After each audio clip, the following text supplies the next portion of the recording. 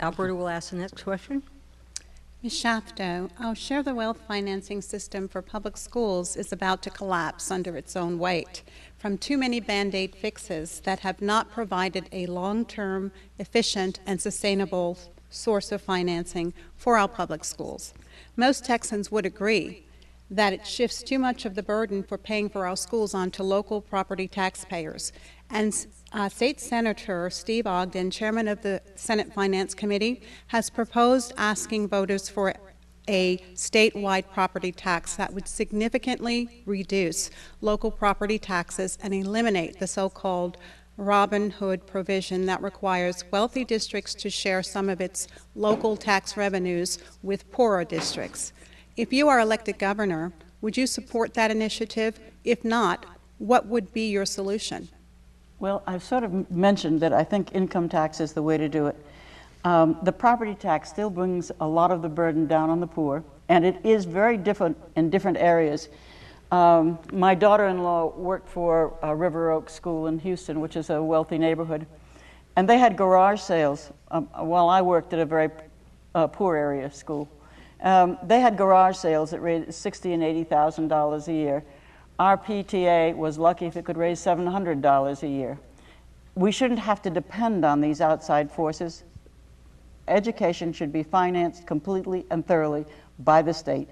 And I do believe that the real estate taxes are onerous and counterproductive. I think we need an income tax.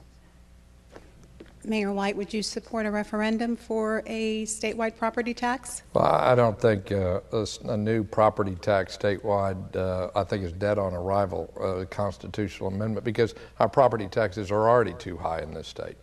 But I do believe that we need to take another look at school finance reform. What was done in 2006 has led to gross inequities.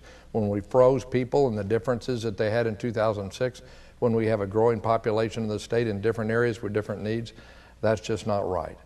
I know that the citizens of this state can find a way where we're not just reacting to court decisions, as Rick Perry has been done, but we take an active approach in making sure that every school is adequate, but there's no ceiling on what a school or school district could become with the support of the parents and the voters within that district. We haven't gotten that balance yet.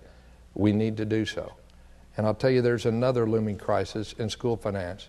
And that's what's been happening over at the Texas Teachers Retirement System. Just today, we helped blow the whistle on more insider deals, $600 million in fees that were charged, many by Perry donors. For that's about 6% of the total assets within a period of 2 years.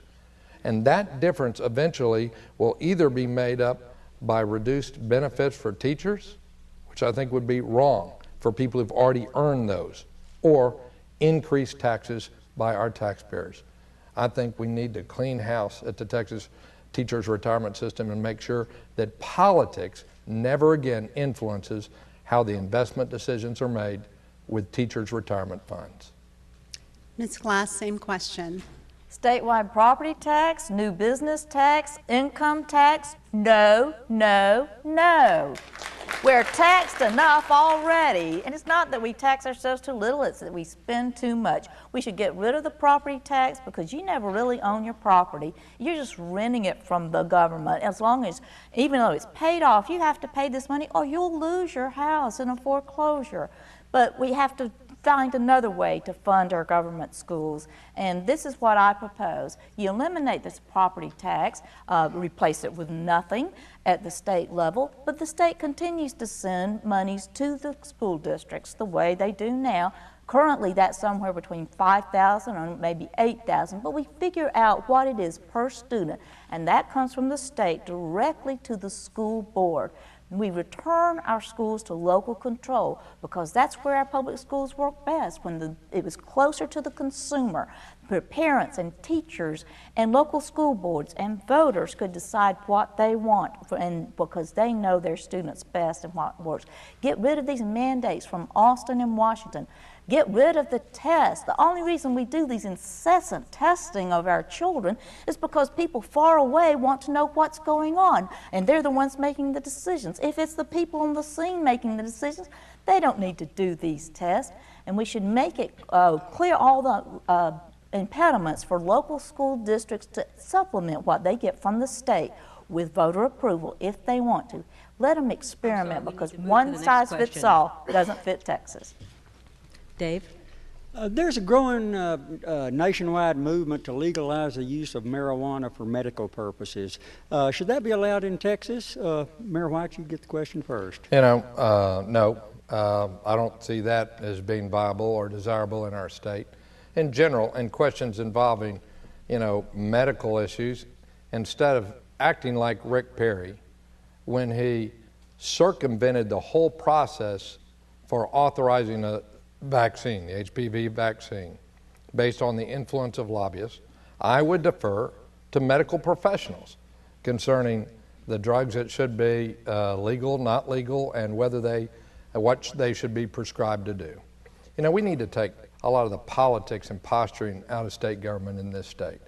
We need to make sure that health decisions are not made because some former chief of staff of the governor is a well-connected lobbyist, and then all of a sudden kids in the schools are required to be vaccinated by a drug that hasn't gone through the formal process of the state. And when we deal with what should be legal and not legal, it should be medical issues and an issue on which you talk to people within the criminal justice system. You'll find in other states, they said legalization for medical purposes, but there's been a whole lot of abuses. Mrs. Glass, I believe your party, the Libertarian Party, endorses that concept. Do you support that? Well, if the legislature passed a bill legalizing medical marijuana, putting it on my desk, I would sign it. But I have to question your assumption that this is something the people want and are working for. I don't see that in Texas. So I think that's a hypothetical situation that is not likely to occur in my tenure as governor.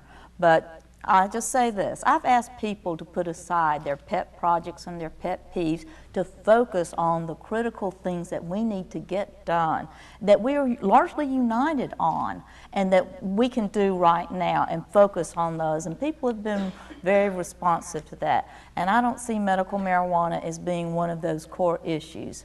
But if the legislature, a conservative Republican legislature passes it, I'd sign it. Mrs. Shafto?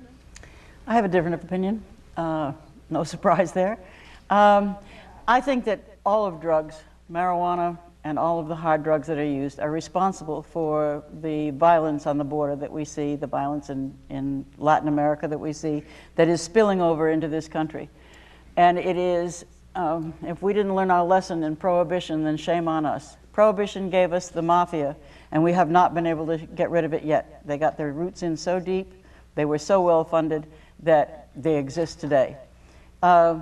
When we talk about illegal drugs, we're talking about making a market for black marketeers, for people who don't mind breaking the law.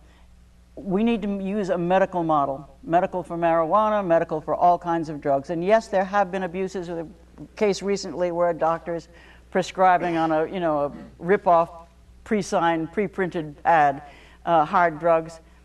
We can deal with him. We can deal with those people. What we can't deal is with it when we put it completely against the law, because it's going to go on, and if you need proof, take a trip into the border country of Mexico. Thank you.